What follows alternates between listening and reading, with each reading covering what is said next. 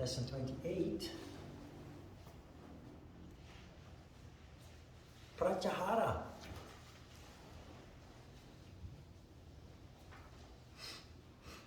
Pratyahara is a rather neglected subject in yoga courses. First of all, Pratyahara is one of the 8 limbs of yoga. Now, yoga is very often presented as physical exercise or as meditation, but the complete system of 8 steps is very often not addressed. Each of the 8 steps in yoga are part of a very systematic framework that, if followed properly, is a very powerful framework that leads to all the wonderful benefits that yoga promises. Remember, there was a sutra that said yoga should be kept very secret because when injudiciously revealed, it's ineffective. But when properly revealed, it's very effective.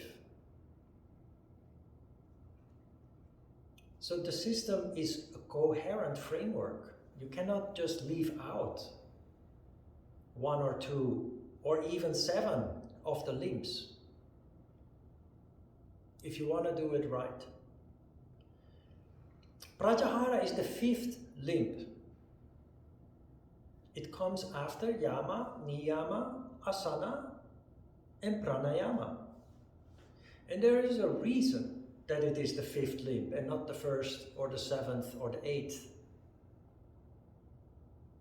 Pranayama is introduced after you have started transforming. You have observed, studied, also introduced in daily life the yamas and the niyamas. They change your perception. They change the way that you deal with yourself and daily life situations. They invite you, I would almost use the word force you, to become conscious of how every action leads to a reaction. You become conscious of the law of cause and effect. Any ripple that you create leads to more ripples. Most people are not conscious of that, as a result of which people suffer. People go through unnecessary conflicts that cause a lot of misery. Unnecessary because if only we knew, if only we could connect the dots, see that the misery that we experience is actually the result of something that we did ourselves at some point, we can avoid it. We could have avoided it. Then you have asana, which directly starts to change your energy household in a way that energy starts to rise and leads to the awakening of consciousness and increased perception, increased sensitivity, increased perception through the 5 senses, but also the 6th sense. You become more conscious, you become more aware of yourself, the world around you and your role in the world around you. You start seeing things, you start becoming aware of things you never thought of before, but also other people do not think of in the same way you didn't think of before. Pratyahara is actually one of the most important subjects because it helps you to deal with your vulnerability that results from your increased consciousness and sensitivity. In yoga, there is something called the diseases of the disciple. Diseases of the disciple are not the kind of diseases that you go to a doctor or a hospital, but diseases of the disciple are the result of your transformation. In particular, your increased awareness. And because as human beings, also as yogis, we remain human, we have a tendency to function subconsciously, also as yogis.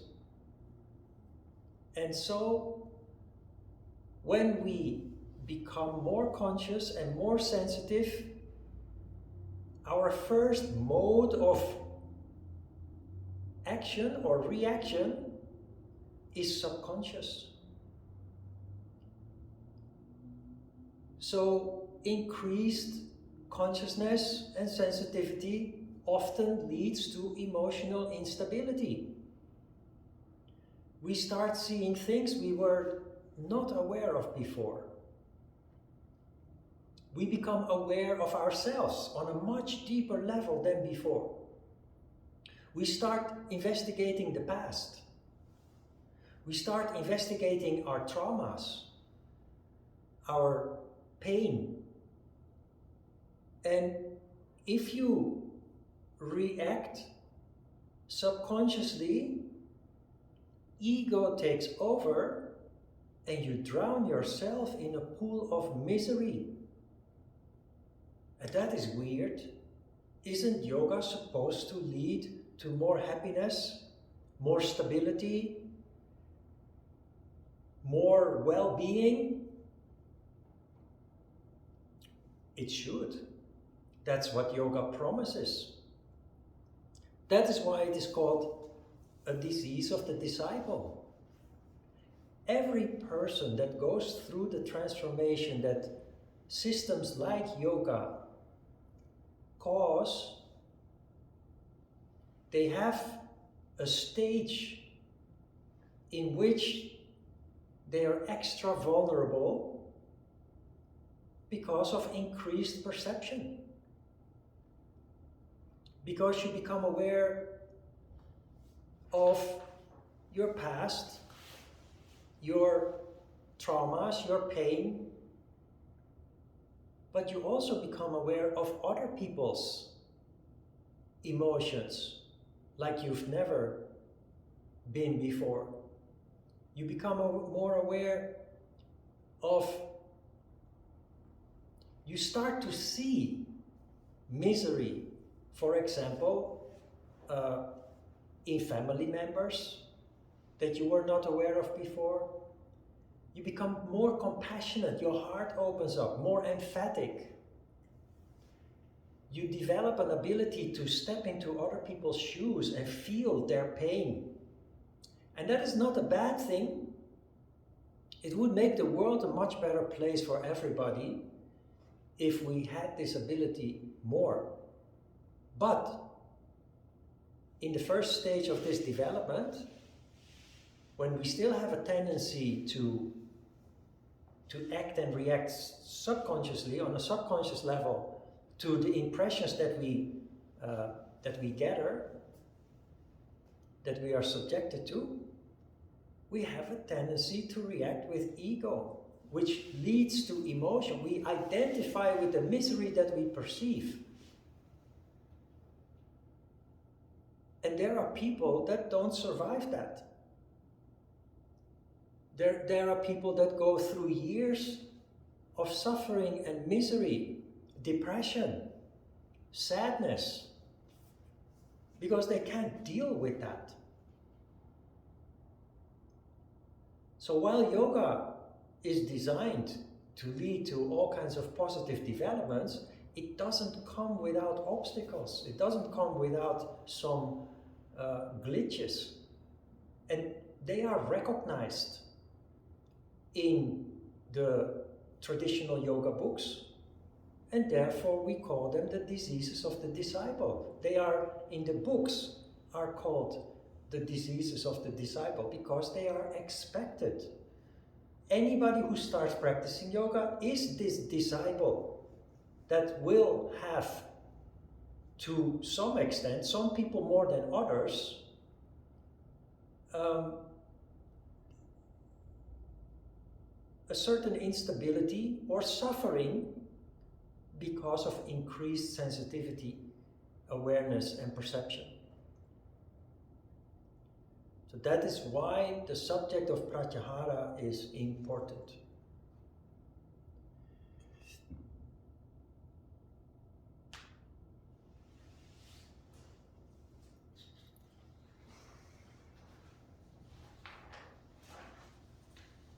Where it comes to memory of the past,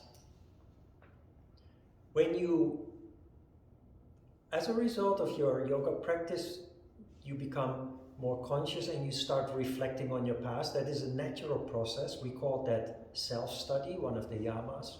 It's something that happens spontaneously as a result of your increased insight. You want to understand yourself better naturally, is one of the first questions that you start asking when you become more conscious. When you start reflecting on the past and you are confronted with bad experiences, you remember bad experiences that come to the surface of your memory. You've never given it thought because you didn't remember, but as a result of yoga practice, you start to remember. You have this weird situation in which you relive misery from the past in a time that you are maybe happy and stable and there are no such traumatic things happening in your life. What happens is that something that happened years ago that was unpleasant, painful, traumatic, now starts to affect you in a negative way in the present, while there is actually no such circumstances that are painful or traumatic. So we have a dilemma here. It is important that we put the pieces of the puzzle together. It is important that we investigate these memories, but we have to try to do that in a way that it doesn't pull us down, that it doesn't cause us again to be miserable. And that is where you have to start. You have to play the scientist. You have to kind of take distance from the emotion and actually, in a practical way, in an objective way, look at the facts.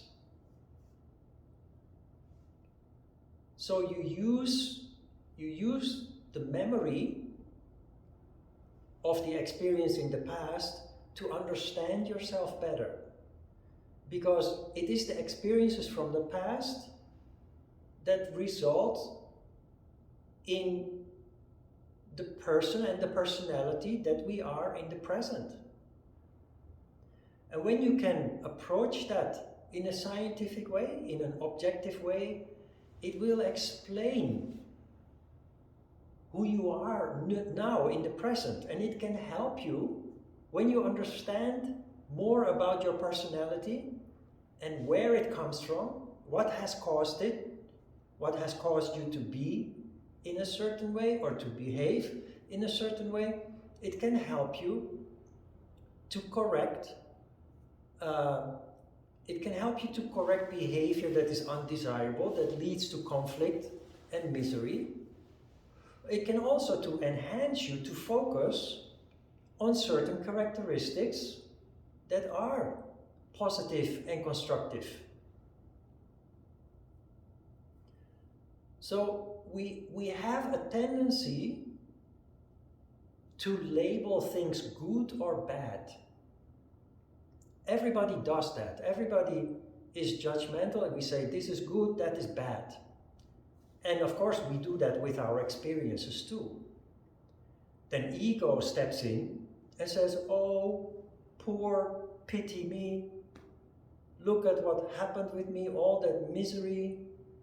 And you set yourself up for a pool of misery in which you drown.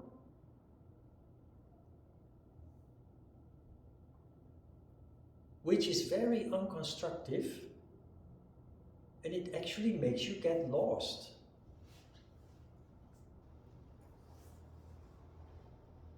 So it is important that you try to go through this process consciously. And when you feel that you are being pulled down by emotions, that you take control of that and go back to the essence of what you are dealing with. Try to understand the people that were involved in whatever happened. Try to understand how you were involved in the situation that happened in your memory. And try to understand the mechanics of the whole process, how it has influenced you, how it has determined your life. Now let me give you a practical example. I come from a big family, 7 children. I'm the 5th child. A big family is very dynamic, there's always something going on, but especially when we were teenagers, things really exploded because my parents divorced in a very unpleasant way. The children, of course, were the victim of that, were very hurt because of that. So there was drug abuse, there was alcohol abuse, many things just went wrong in our young lives. But I found yoga, and that really helped me to take control of my life and to find meaning and purpose also. But like I'm trying to tell you, about the diseases of the disciple, we have this tendency to keep functioning like human beings while at the same time developing, transforming into yogis, developing consciousness and increased awareness and sensitivity. So I got stuck. I got pulled back into the past time and time again. And as a result of that, when I started studying yoga with Ajita, I dropped out of class halfway in the course. And then I would join again the next year and start all over again. And when that happened twice, I called Ajita and I asked him if I could come and have a conversation with him. What I really wanted is, I want to talk about my problems, my perceived problems. So he reluctantly agreed. He asked me to come to his house, and he told me to sit down. He sat next to me on a small little sofa from IKEA, I think, a 2-seater. And he said, okay, now tell me. He said, just tell me.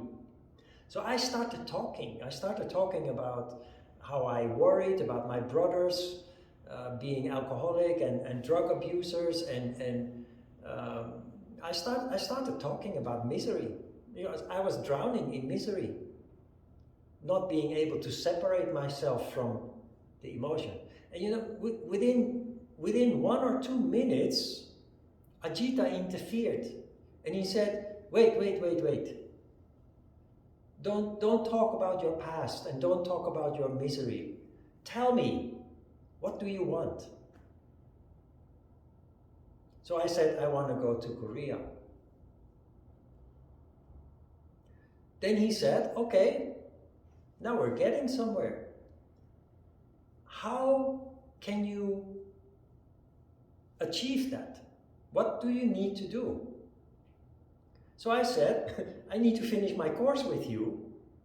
I need to finish my formal education in the evening, and I need to earn enough money. And then he said, okay, from now on, stop thinking about your past, stop thinking about other people's misery, and follow the steps. Come back to my course, finish your education, and keep working to earn enough money. And from that moment, that was the most practical lesson in Pratyahara. I had learned about Pratyahara, I wasn't able to rationally put it into practice. Ajita kind of rudely cut me off. He just created a shortcut. Instead of making me drown more in my misery by talking about all those issues, he said, no, don't talk about your past, don't talk about your misery. What do you want? From now on, just focus only on that. And what you need to do from that moment on is every time when you think about the misery, when you are being pulled back into the past, you must refuse to go there again. That advice from Ajita changed my life. That is where finally things started to move forward, and a couple of years after that, when all the foundation was laid, I finished my 7-year training with Ajita, training and study. I finished my evening education, and I had earned and saved enough money, and I packed my suitcase and I went to Korea, and I never left. Had I not had that conversation with Ajita, I would probably have drowned myself again in drugs and alcohol like my brothers did. Or I had, in another form, not found my way. So Pratyahara is very important. To deal with the past, but also to deal with the present. If you are in a situation where there are family members or colleagues or friends, so-called friends then, that really bother you, that try to manipulate you, or that cause you misery all the time, just because they can't help it, that affects you tremendously, and it affects you even more as a yogi. You now have a tool with which you can say, no more. I don't need this anymore, I don't want this anymore, and I know that it is my choice, really. I can take control and put an end to this. And that is Pratyahara, consciousness and then take action. Because misery can be avoided if only we choose to. And it is much easier to talk about it than to put it into practice. Because we have this strange tendency to identify with our emotions. And if we don't pay attention, we end up in a vicious cycle downwards, drowning in that emotion. Pratyahara is the tool to put an end to that vicious cycle. It starts with the big issues that you're dealing with in your life, traumatic experiences maybe, or a very bad relationship that you might be in at work or at home. But it will later translate into smaller things too. And it becomes a very practical tool in life with which you can deal with distractions and disturbances. And it will allow you to be much more effective in focusing on the things that you really want to achieve in life. Study, career, fulfilling your hopes and your dreams. It is how I did the impossible. Packed a bag, packed a suitcase, put some money in my pocket. I came to Korea. No, I had no contract with the company. I just came here. I visited my Hapkido teacher. And 25 years later, I'm still here. It's scary, but as a yogi, you can do that. If only you focus and do not allow yourself to be distracted.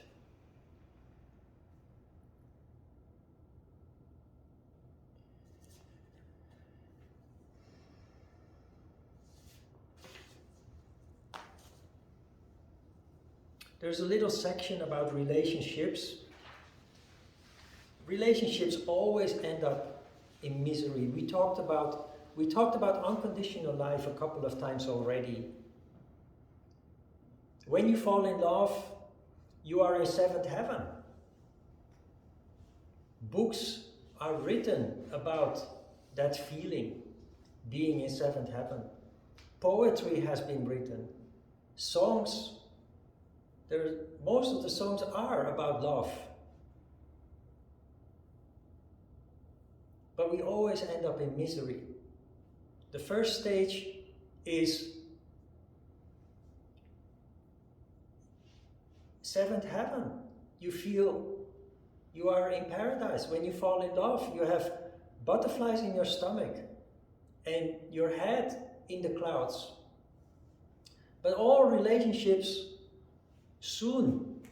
most relationships soon descend because we become attached. When we become attached, fear occurs, which is, of course, the opposite of the crown chakra.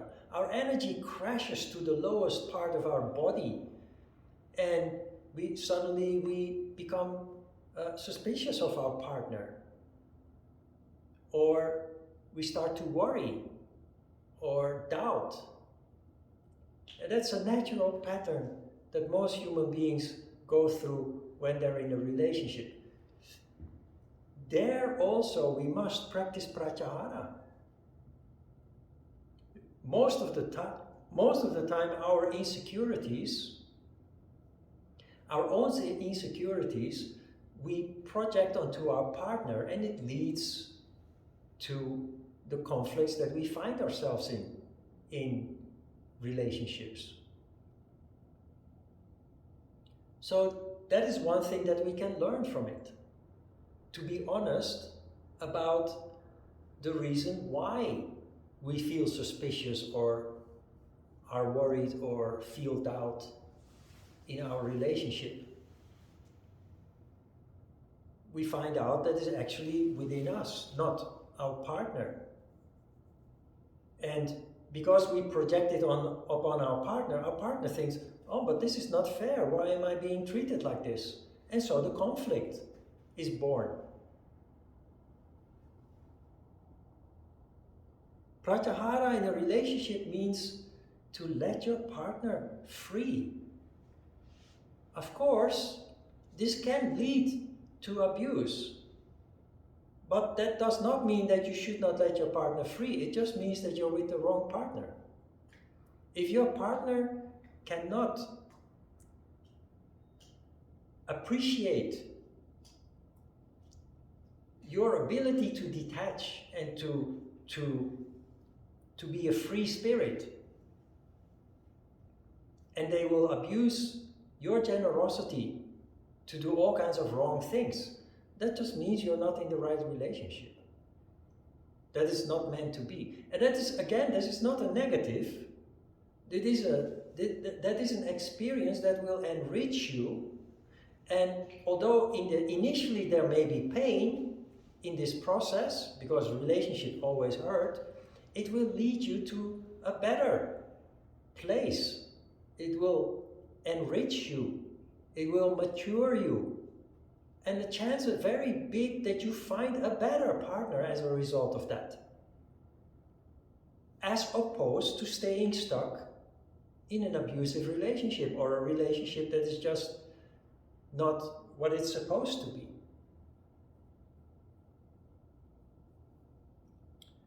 Unconditional love, being able to detach, means is not a one-way street. It's a two-direction traffic. It comes, if you are able to be generous in letting your partner free, your partner will reward you in their way. They will also grow and develop as a result of that, and it will benefit the relationship.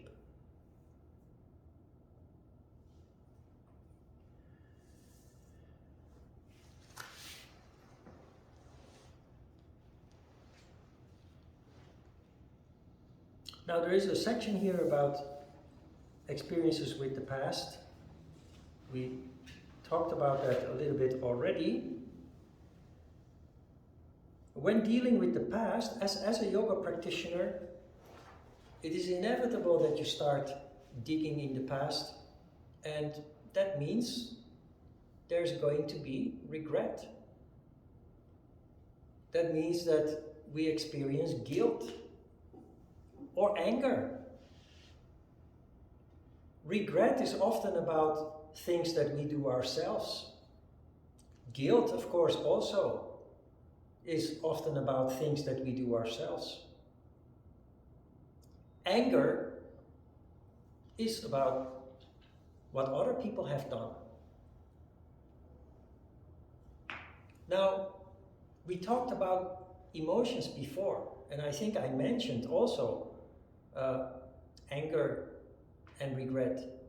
And I explained that these are sentiments or emotions that have a practical value. But what they often do, when we undergo these sentiments subconsciously, which is the natural tendency of human beings, they damage us. They cause us to suffer tremendously.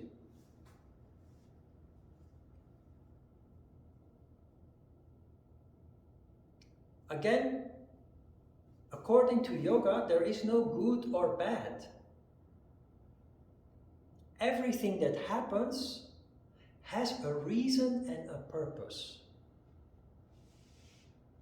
And you have to apply this insight, especially to the regret that we feel, the guilt that we feel, and the anger that we feel. I can be very angry with my parents because they divorced and caused so much misery. But they were just human beings dealing with their own misery. They didn't hurt others on purpose. They didn't hurt their children on purpose. They just couldn't help it. If I just keep holding on to that sentiment of anger, I'm only poisoning myself. Not only that, I block my development into the future. I will just end up drinking beer every night, maybe watching soccer, like many people do. That is not constructive, not helpful at all. In fact, it is self-destructive. So how do you deal with these sentiments? How do you deal with regret? Regret is a sentiment that you feel when you think of something that you did in the past that hurt other people. That maybe you missed a good opportunity or a good chance because your behavior was not in such a way that you could jump on that opportunity. You feel regret. When you hurt other people in the past, you will feel guilt. And it is good that you are aware of the things that happened in the past. How you messed up things that leads to regret. How you hurt people that leads to guilt. But the point is that you first and foremost understand that whatever it is that you did You did it because you were ignorant. You're not evil. You didn't do it on purpose. Most people are not evil. And yet we do bad things. Real evil is locked up and the key is thrown away. Every society has a place where those people are being locked up. Real evil. There's only very few. Once they are caught, they never be released into society anymore. All other people, they make mistakes out of ignorance. But you know, again, this is a two-way street. If you are able to forgive yourself, just because you realize that you couldn't help it, it was the circumstances and your ignorance that led to messing things up or hurting other people. If you understand that, you can let go of the sentiment. You can let go of the emotion. But you have to extend that forgiveness and understanding also to other people in your life. I extend that to my parents who divorced and hurt 7 children and messed up the lives of those 7 children. Because they too, they just function based on ignorance.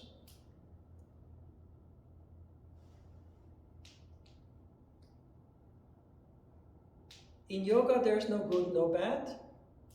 Everything is just as it is, and everything has a reason and a purpose. Now, what is the purpose of the misery that we experience then? You will ask, right? The purpose of the misery is to make us grow. The purpose of the misery, the purpose of our suffering, the purpose of our experiences is to bring out characteristics in us that otherwise wouldn't manifest. So there are 2 kinds of people on this earth. There are people who die from their misery after living through that misery for years. They are the victim of their own. They are the victim of their own emotions. They drown in those emotions. There are also people deeply traumatized who recover from the mental and sometimes also physical wounds, and they use their experience to give their life a new dimension. They become aware of characteristics that would not have manifested if they had not experienced the trauma or the misery. I would not have been here. I would not have been here in Korea teaching yoga if my parents hadn't divorced and caused misery. I may have indeed become that person drinking beer every evening watching soccer with 3 remote controls on the sofa after a day of work. So your misery in the end turns into gratitude. Why? Because you see that the initial misery, the initial suffering, turns into something good. It turns into something positive. But it requires courage. It requires yoga. Because the difference between me and my 2 brothers is that I'm still alive and they are not. The difference is that I found yoga and they did not. They kept They kept living their misery 30 years later, and they died from it. I transformed it. I did something positive and constructive with it. I took up the gloves. I took up the challenge. I took up the opportunity.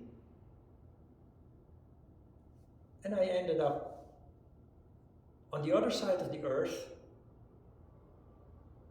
doing something very unconventional. Instead of working in an office or in a company or doing business or whatever, I end up living my heart's content, my passion and compassion to make a difference in this world, which is an ideal. Who wouldn't want that? Many people want to, but they can't. My circumstances kind of forced me into that, and I'm grateful for that. There's no room for anger, guilt, or regret. Can you see what this means? Can you apply this in your own life? Your life will become a lot lighter if you can approach it from this angle. This is why Pratyahara is so important. It's one of the most important, but also at the same time the most neglected subject in yoga. And when it is discussed in other courses, often it's not, but if it is, the teacher will tell you, detachment means do not attach to material wealth. Do not attach to status. Do not attach to ego. How is that helpful? These kind of things are obvious. The real value in Pratyahara lies in how you function psychologically. It goes far, far beyond material wealth or status or ego. It's really an important tool to take control of your life regardless of what happened, or maybe thanks to what happened. And you know, your experience will never go away. Your trauma will always exist. Your pain will always be there, but it becomes manageable. It becomes something in the background, like an old friend. Not anymore determining your days and nights and your relationships and everything, causing distraction and failure and constant misery. It becomes something familiar, something that sometimes even can make you smile when you think of it again. And for the rest, it just stays there in the background. And you can only count your blessings in the end. Because you had the courage to deal with it, to face it, and use it to transform. It will make you a better human being. It will make you a better parent. It will make you a better teacher or colleague. It will have so many positive benefits, so many positive results come out of it. But you go through that process, and in the beginning, indeed, it can make you emotionally unstable. In the beginning, it can, in fact, lead to more pain and suffering. But that's temporary. It lasts longer if you don't step in and take control. You have to remember what is discussed here, and next time when confronted with memory of the past, memory of pain, memory of trauma, remember what was discussed here. Try to take a step back and look at the situation from an objective point of view. Try to put the dots together. Try to put the pieces of the puzzle in place. Try to make something you can understand out of all the chaos and the misery and the pain. And then it will start to work for you. You know, I like to watch the news, I like to watch documentaries, and I have noticed that among the people that are deeply traumatized, there are people who deal with it in the way that we are discussing here. People traumatized by war, by sexual violence, by tremendous suffering caused by others. But they end up doing wonderful things that often make a huge difference for society. Instead of drowning in their misery, they use their experience to help other people prevent what happened to them. I'm talking about this in relation to documentaries and watching the news because those people are so special, they often end up in a documentary. They often end up being interviewed in depth in those special sections that you find on the BBC especially, where they draw attention to people who really make a difference. And when you learn about their story, there's often a very tragic history that actually led there. But if you look at it from the way that we are discussing today, without the tragedy, those people would never have ended up doing those wonderful things that they are doing. And we can be like that on our own level, on our own scale. We turn lead into gold. When American people say, when life gives you lemons, make lemonade. When life presents you with misery, make something good out of it. For that, we have to have courage, but we also have to be determined to not be dragged down. Do not let the lemons or the lead drag you down. Grab the bull by the horns, take control, and process it, and then turn it into, or allow it to be turned into something positive, into something beautiful in the end. And that is how you can even feel gratitude towards one of your worst experiences, to one of your deepest traumas, if you can approach it in this way. That's how you turn lead into gold. That is how you make lemonade out of lemons.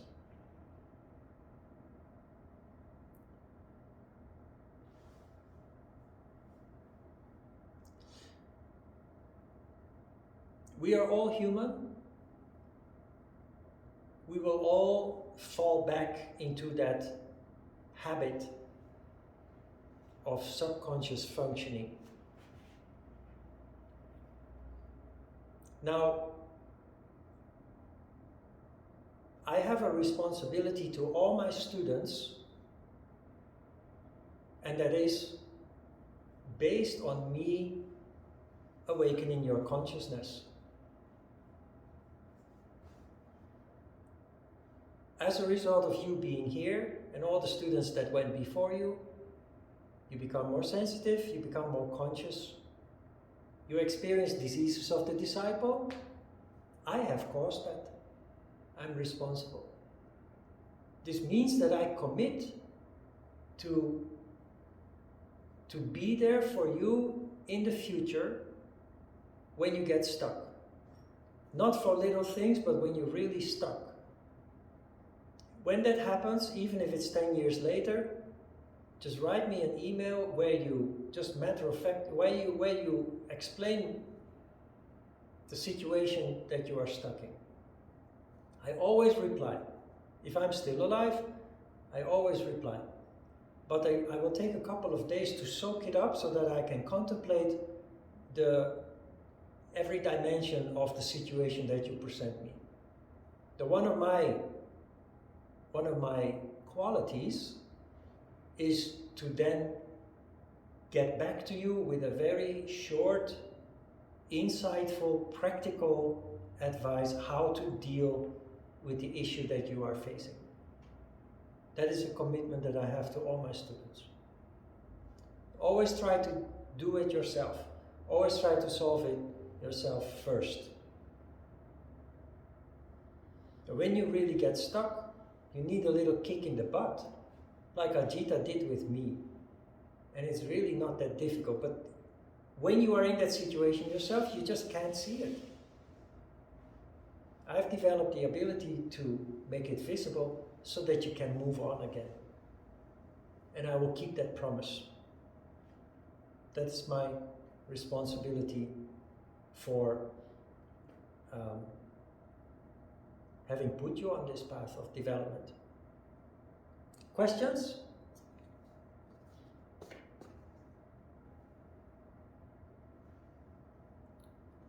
Okay, let's have a short break.